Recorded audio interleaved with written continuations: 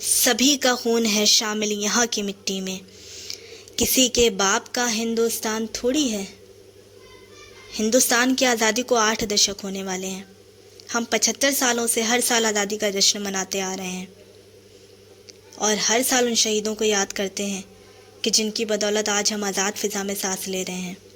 لیکن یہ تو ناانصافی ہوگی کہ ہم بھگت سنگھ کو یاد کریں اور مولانا علی جوہر کو بھول جائیں۔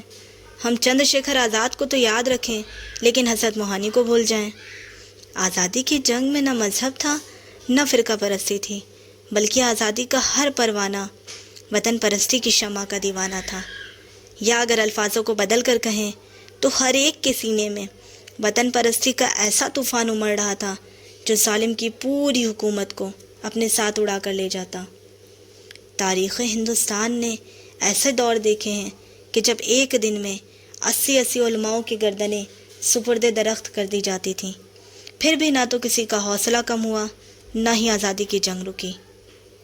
کتنا خوبصورت تھا اس دور کا ہندوستان کہ جب اشفاق اور بھگت سنگھ کندھے سے کندھا ملا کر انگریزوں کی آنکھوں میں آنکھیں ڈال کر ایک سر میں انقلاب زندہ باد کا نعرہ بلند کرتے تھے، جنہیں سن کر بزدل انگریزوں کے کلیجے اندر سے ہل جاتے تھے۔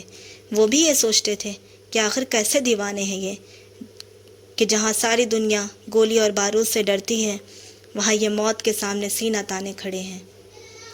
آج ہمیں پھر سے اسی دور کے اشفاق، اسی دور کے بھگت سنگھ کے جذبوں کی ضرورت ہے کہ جو وطن کو محبتوں سے بھر دیں، جن کے جذبوں سے ٹکرا کر دیش میں اٹھ رہے نفرت کے طوفان دم توڑ دیں۔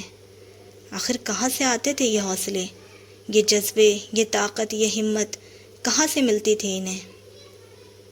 کہیں نہ کہیں یہ ہمت، یہ طاقت انہیں کربلا کے ان پیاسے شہیدوں سے ملتی تھی کہ جنہوں نے یہ بتا دیا کہ چاہے حق اور سچائی کے لیے آپ کو اپنی جان ہی کیوں نہ دینی پڑے لیکن کبھی بھی ظالم کے سامنے سر نہیں جھکانا ہے، جن کے خون کا ایک ایک قطرہ ان کی سچائی کی آج تک گواہی دے رہا ہے۔